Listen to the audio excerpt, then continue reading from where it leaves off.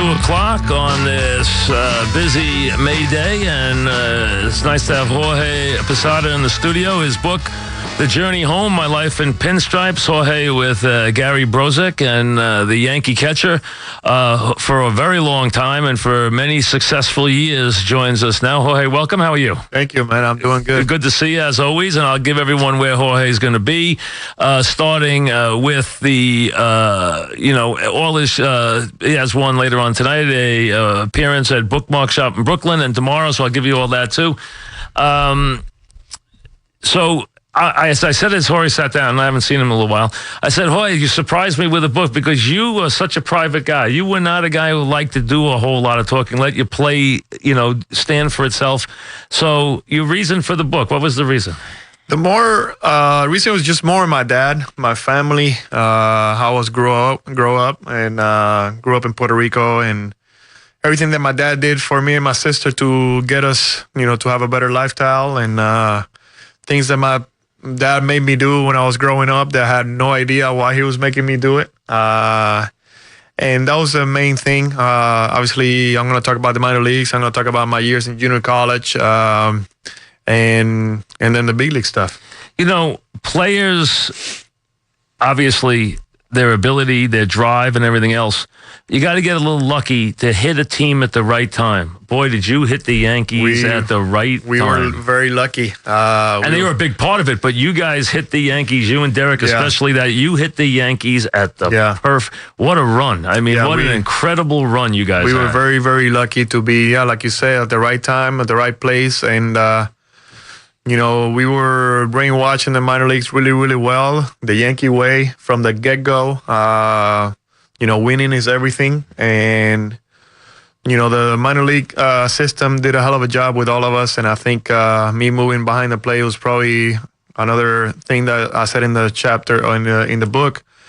It was probably my biggest move. One that I was a little hesitant, to do, but once I got used to it and I got comfortable back there, I can see why they wanted me back there. And you get a bat like yours behind the plate, makes a big difference. I mean, guys who can hit like you, when a catcher hits 200 catches with 275 homers and 1,000, almost 1,100 RBIs, those are big numbers for catchers. I mean, you had 20 home runs, 9, 10 times, I'd say, right? Yeah. 30 homers one year. I mean, that's a lot of homers for catchers. I mean, they really are. Yeah, so you guys get beat up a lot. You do. You're not playing healthy the whole year, that's for sure. No question. And, I remember you and Derek with the 95 team and just watching, right?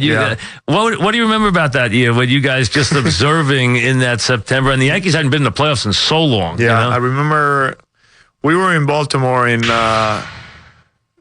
we had no chance of playing. Right. And we were hoping for 10 runs, either the Yankees scoring 10 runs or 10 runs scored by the other team, so we have a chance to play.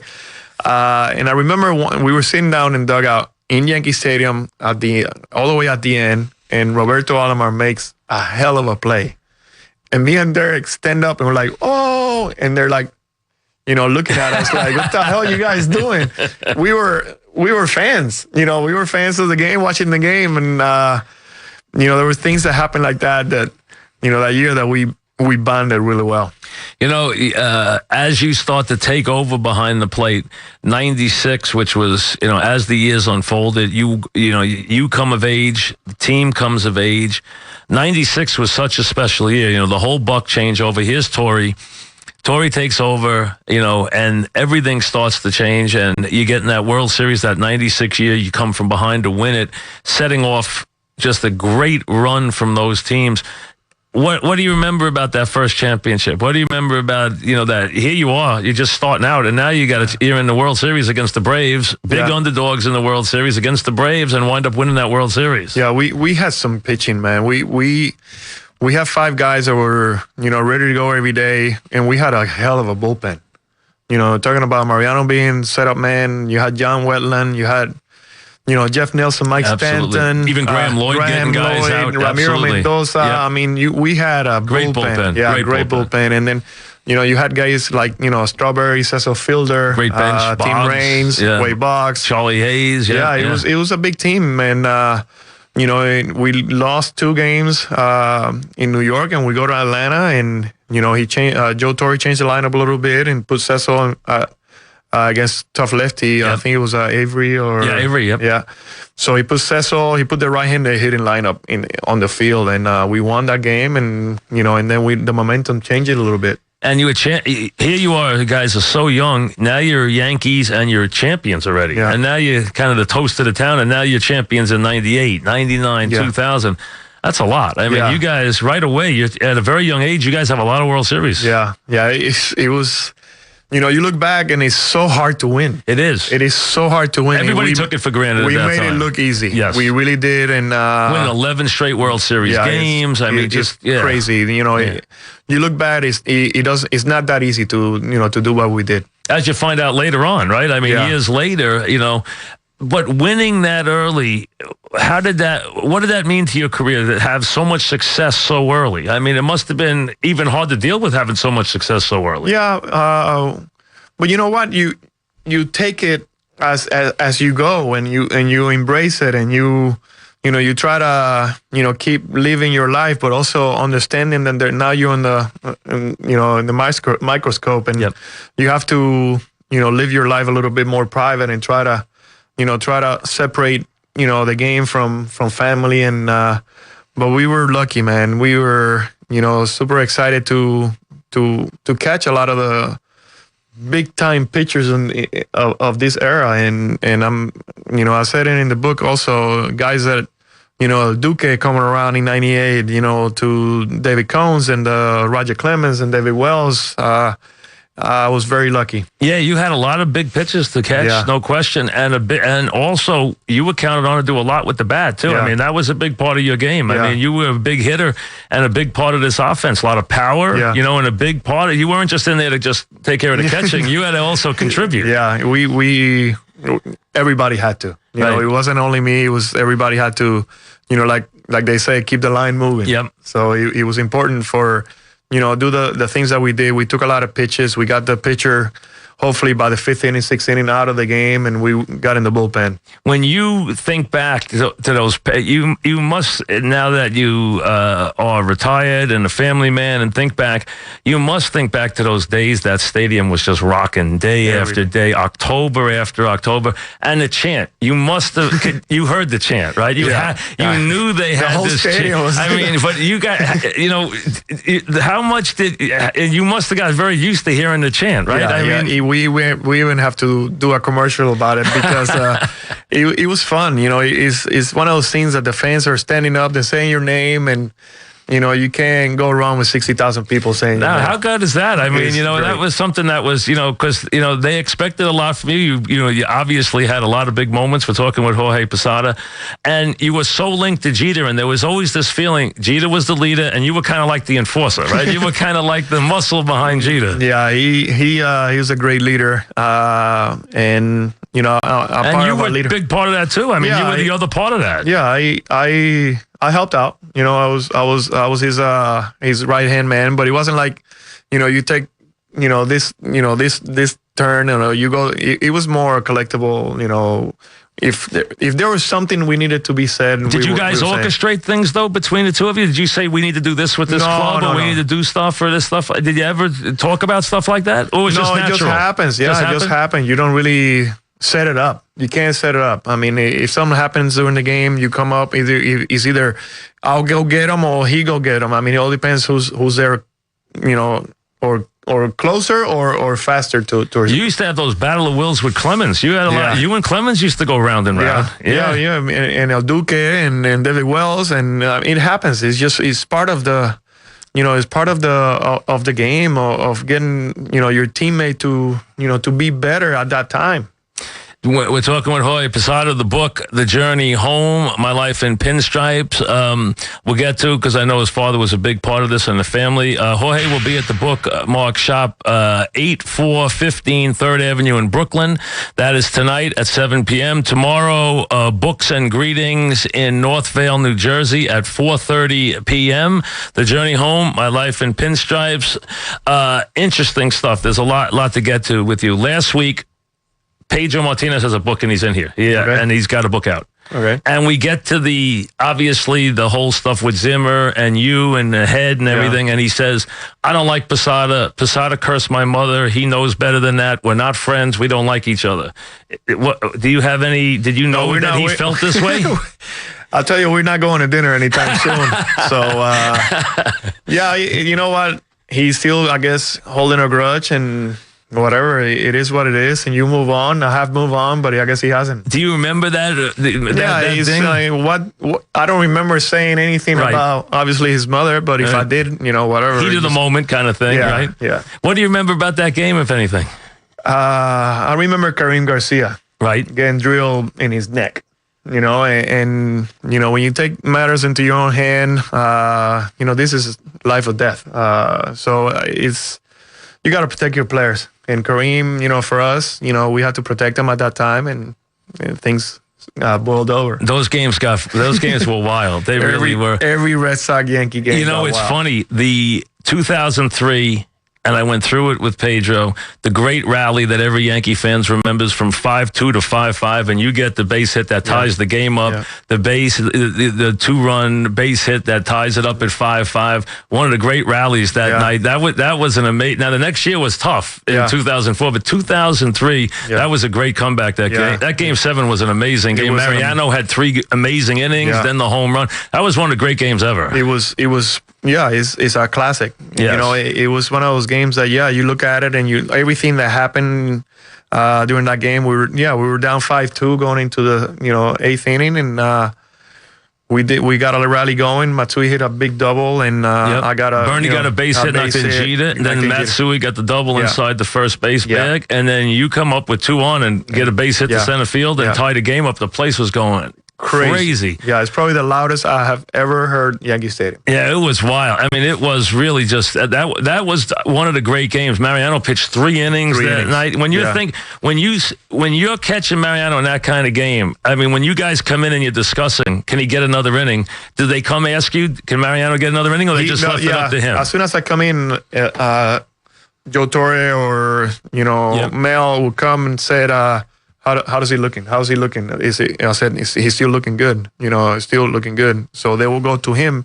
How do you feel? And Mariano would never back down from especially at a game like that. You go home or you go to the World Series. You go through all these years, and 2004, and it was a big turning point. There's no question. But 2004, I'll never forget this. Game 3, you guys win 19-8 up in Boston, and I'm driving home to come here to do a show at 8 o'clock in the morning, a football show, because it's a football Sunday and baseball.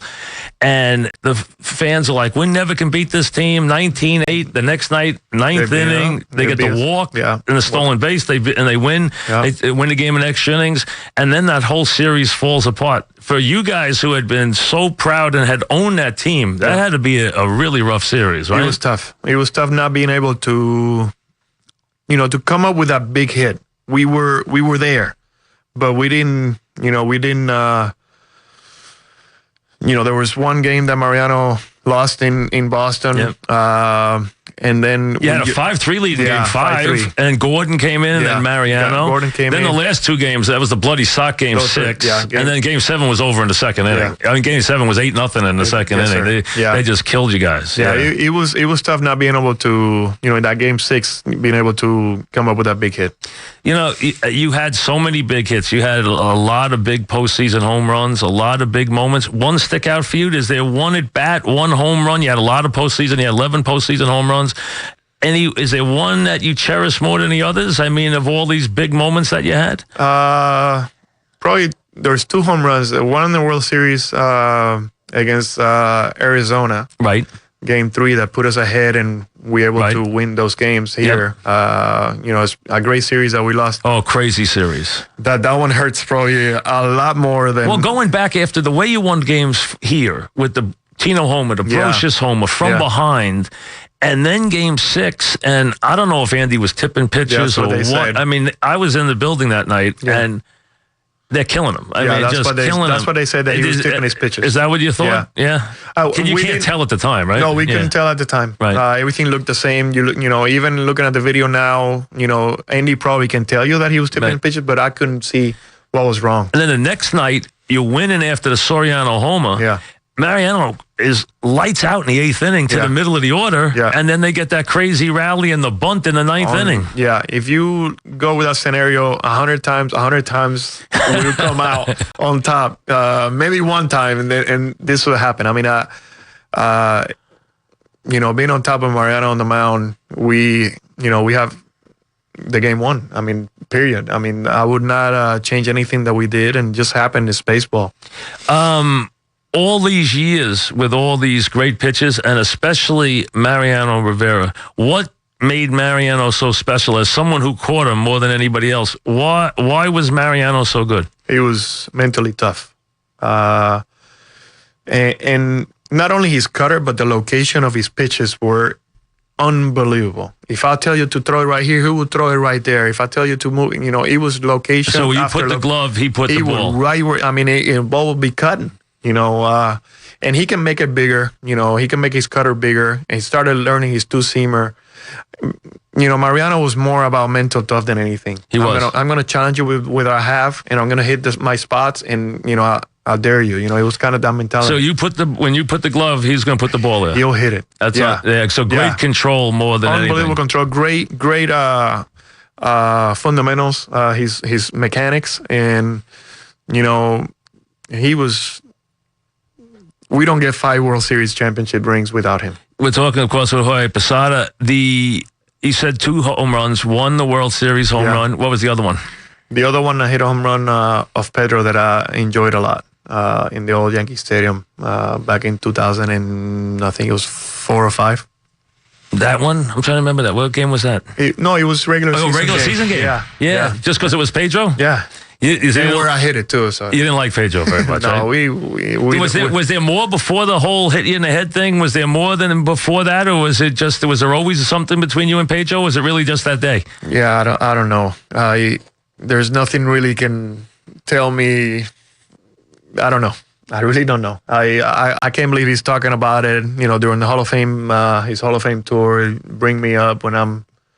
Well, I was asking him about all the games. Yeah, there was nothing. And he started talking about you. He goes, I don't like Posada. I don't like. So I said, he's coming next week. I'm going to ask him. He goes, well, you can ask him, but I don't like Posada very much. Yeah, we don't like each other. That's good. I mean, listen, that goes on. I'm sure there's more than one guy. So we're talking about Jorge Posada. The book is the Journey Home, My Life in Pinstripes. A couple other things. The way careers never end pretty. That's just the way careers are. I don't care what it is. We all go through things with long careers.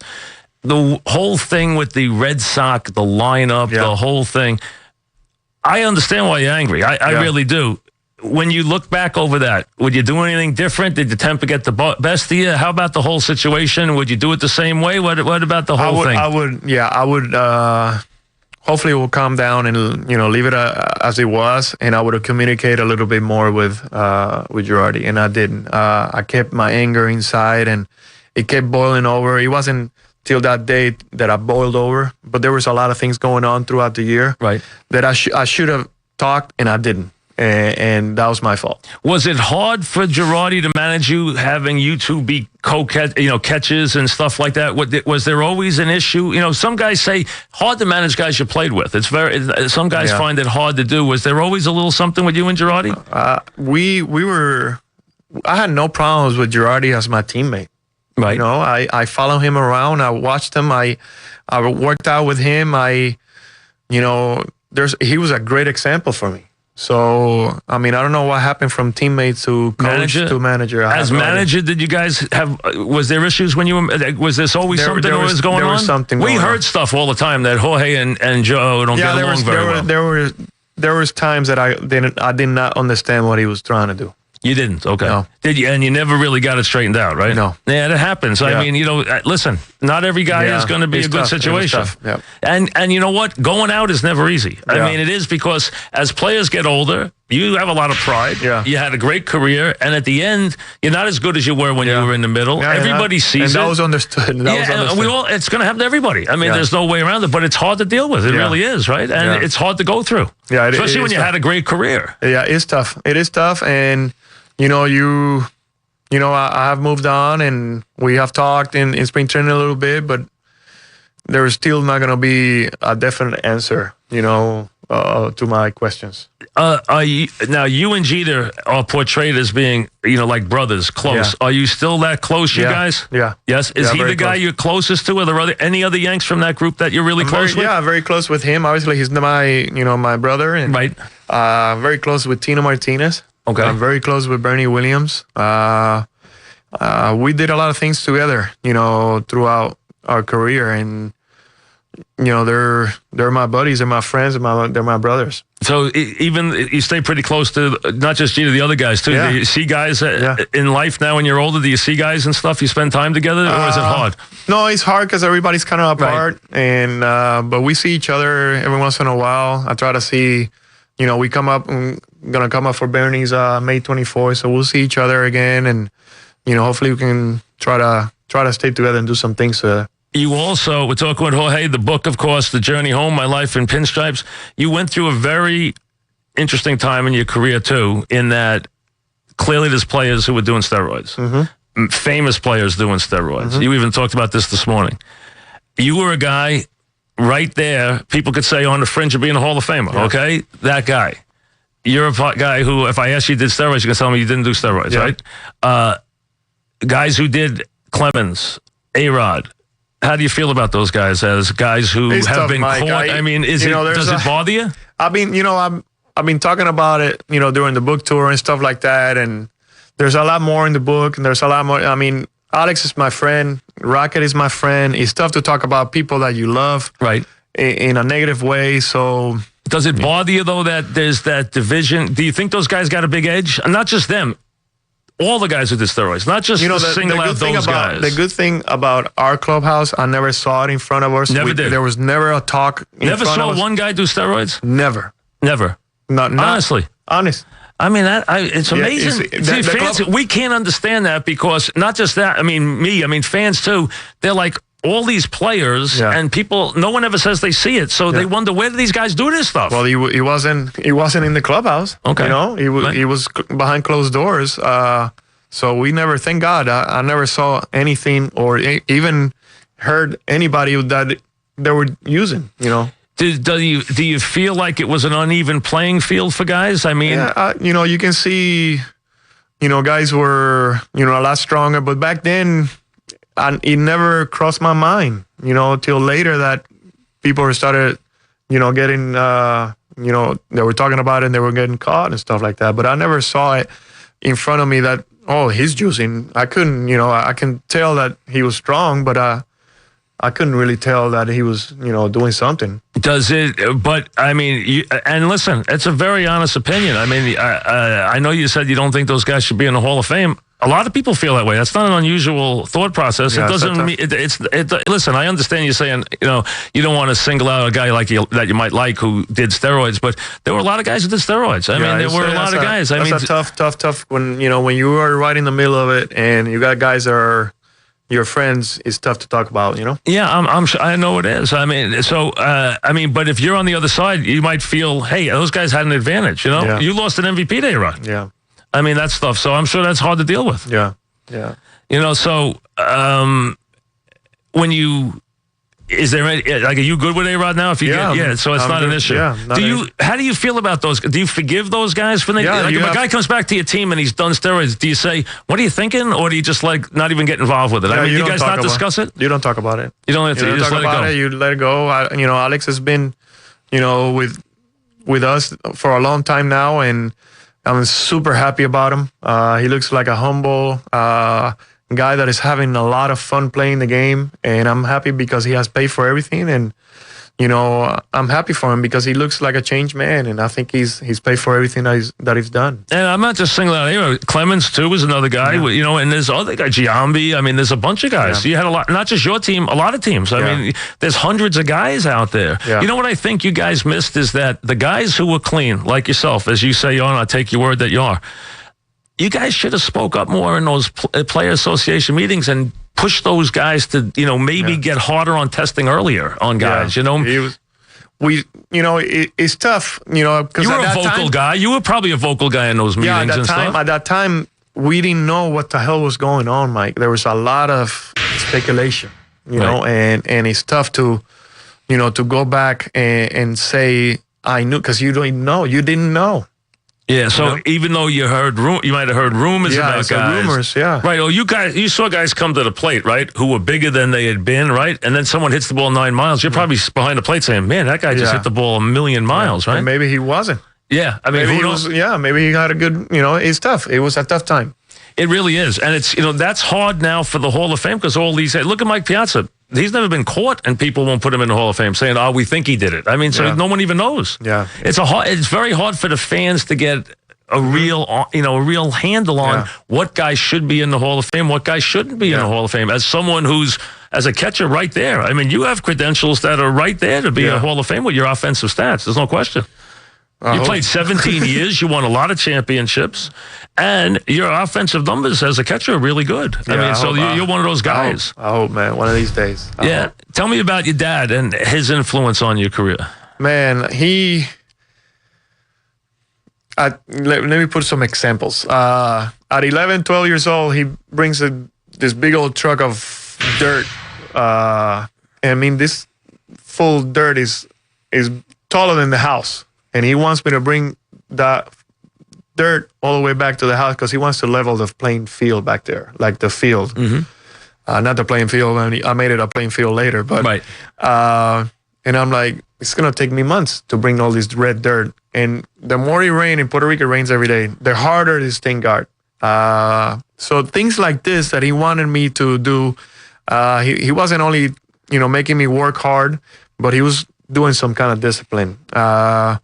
Was he a ball player? He did. He played ball. He signed to play with Philadelphia. Because he was Cuba regime took his contract. Right. But he made me paint the house. Every summer was something. Paint the safety fences and stuff like that. And you're like, why is he making me do? He was kind of like watching the movie Karate Kid. So he had a reason for everything. It was kind of like a reason. Everything he wanted me to get stronger. Wanted me to, Was it his dream for you to be a major leaguer? No question. That's what he wanted. I was his project. That's what he wanted. I was his, and he didn't want me to play basketball. He didn't want me to play any other sport. Nothing. Baseball. Did you play other sports? I did, but nothing. So you were focused on baseball all 24/7. But I loved it. I loved it from the get-go. Baseball was my passion. Now, you weren't a catcher originally, so that's why the Yankees were like, wait a second, we got a good bat here. Yeah. How hard a transition was that? It was tough. Was he for that, or was he against that? He thought I was going to be, because he used to pitch softball, and I would catch him 13, 14 years old. And he said, you're going to end up behind the plate. And I was a shortstop, second base. I said, there's no way. Catchers are big and a little pudgy, a little fat. When we first heard about you, you were a second baseman. Yeah. That's when we first heard about you. Yeah. Second base, shortstop, third base. Right. And then after my second year of pro ball, my third year, I said... Did you resist it at first mentally, or were you involved? At the beginning, I didn't want to do it. It was tough because I didn't know about it. I didn't know. And Mark Newman was the enforcer. He said, Jorge, you're going to be an all-star. You're going to be a great... catcher for a long time with the organization. It'd be the fastest way for you to get to the big leagues. And I was like, I want to that's what I wanted to go. I wanted to go to the big leagues. And I think I did they were right. Mark Newman was right. And he did everything, to make me get there, and a lot of instructional league, a lot of winter ball. And it wasn't pretty at the beginning, but you know what? Once I got to the hang of it and the feel, and I really enjoyed it and I loved it. I think it was perfect for my nature. You were feisty. You were a leader, and you were feisty. Yeah, so it was perfect. You were a fiery guy. Yeah. I had a good arm, and thank God that I didn't catch from the get-go, because it helped me get back there a lot and stay away from big injuries. 17 years later, a great career. Yeah. How about becoming a Yankee? How about your first game as a Yankee? Your dad must have been like crazy, right? I mean, because whether you're a Yankee fan or not, it's still the Yankees. Yes. When your son's a Yankee, that's a big deal. Yeah, I sat down in the dugout. After I sat down in the dugout, I got really emotional because I look back and the hard work, my injury in '94. I was just there, I made it. I'm here. So now, I'm calling my parents and said, I'm here in the big league. I'm here. I got called up. And my dad is like, now you made it. It's hard to get there, but now it's even harder to stay up there. So not even that time that I had that moment, he didn't give me the moment to have. So that's the way my dad was. When was the day he came to you and said, you know what? Everything I ever dreamed came true. What part of your career was it? All-Star game. My first All-Star game, 2000. That's when he said. He said, I'm super proud of you. I mean. What did that feel like? Oh, my God. It was like him telling me, because he really doesn't. He'll give you a hug, give you a kiss, but he really is not the I love you. Right. It's kind of like. Tough love. Yeah, tough love. So when he finally said, you made it, you're there. That he didn't tell me he made it. He said, I'm proud of you. I'm proud of you. You're an all-star. I'm super proud of you. When did you realize that you were there, that you were going to be a Yankee, regular, catcher, leader, all-star, the whole thing? When did it all come together where you realized I'm there? You know what? In 98, there was times that I felt really, really comfortable. 99 was good, but 2000 was probably the year that I felt secured. I was playing every day. It was a transition, but it was a good feeling coming to the park, knowing that you're going to be in the lineup every day. Your teams, the core, as they like to call it, your core players had so much success. Yeah, that whole group. Give me a word, or from your vantage point, the fans, these guys have all become beloved figures. Give me a word about what you know from your, inside look at these guys and these guys being part of your family. Andy Pettitte, how do you describe Andy Pettitte? Big game winner, man. Big game winner. Big game. He focused and he prepared really, really well. Left-hander, it was a left-hander through 94, 95. Had an advantage. Great curveball, great changeup, good cutter. When he developed that cutter, he became an all-star and a big game pitcher. How about Mariano in a word? One word? Unbelievable. Or a couple. Unbelievable. There's the best ever. Best ever. Like I said earlier, I don't get 5 rings without Mariano Rivera. How about Bernie? Bernie was that clutch. And he's a little before you guys. Yeah, so. He's that clutch. He's that clutch. He's the one that opened the doors for me. For us, not for me, for us. If Bernie doesn't do well, you don't know what happens. Tom Renner might not be looking in the minor leagues for help. He let Bernie help as staying, not getting traded, allowed the minor league guys to come flying up because they started to be really good. Yeah, Jim Michael. And he almost got traded a couple times. I know, Jim Michael kept him, and he kept all of us for a reason. And so he opened the doors for that group to come through. Yeah, because Jim Michael was able to tell George, he said, look at Bernie, he worked out, and he was the one. Yeah, absolutely. And then, of course, Derek Jeter. Derek Jeter is my brother. Man, talking about a winner. Did you ever think he'd be this? Did you know he was going to be really good from the beginning? Yeah. You did? Yeah. Yeah, it was something different about Derek. It's just the way he conduct himself, the hard work. Talking about Derek, you go during the off seasons in the minor leagues, and Derek will be at 6 o'clock, working out, and then he'll go hit, and then he'll go back to work out. There's things that he did that people don't know about it. He doesn't talk about it. That I know he did. Even doing spring training, he goes out to work out at 5 o'clock in the morning, goes to practice, and then he goes to work out again. He's just like, he was so dedicated, and that's why he was how good he was, because he was focused on what he was doing, and now he's really enjoying himself. Yeah, well, you know what? He earned it. He put in a lot. He put in a lot of years. Yeah. We're talking with Jorge Posada. Your whole thing you did and all the charity work you did with your son, who went through a lot, and we all saw it. And so tell the fans who saw it as it unfolded and lived through those days with you. How about your son? How's he doing now? Jorge is doing great. Terrific. There's no more operations unless he wants to do something. It's cosmetic.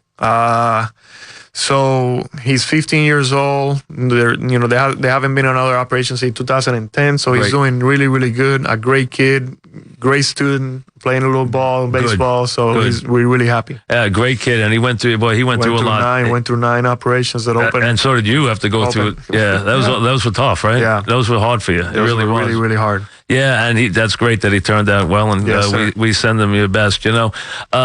a remarkable career here. When you look back at it, when you look back over these years here, Jorge, and you know how this core group, as you guys get a little older, are going to be this beloved group because you won so much. Yeah. And that's what it comes down to. You got to win, and you won so much as a group, and you all had your roles and everything.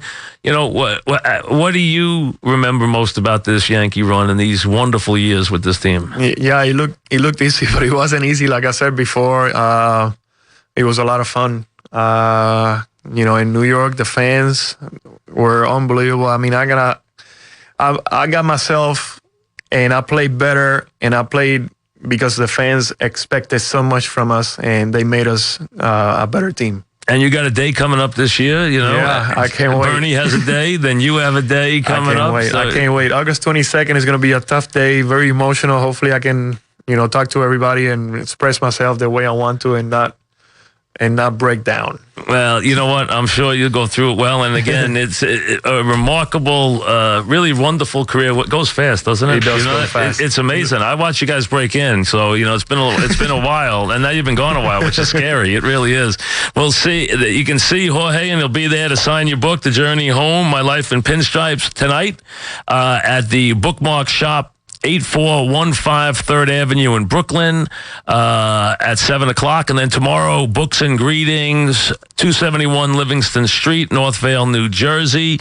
Here's the book right here. So check it out. You can get one, obviously, at all the places you get your books, Amazon, wherever you buy your books. So check it out. The Journey Home, My Life in Pinstripes. For Jorge Posada, I appreciate you stopping by. Thanks. You, Michael. Good to see you. All right, man. Good to see you. Jorge Posada, back after this.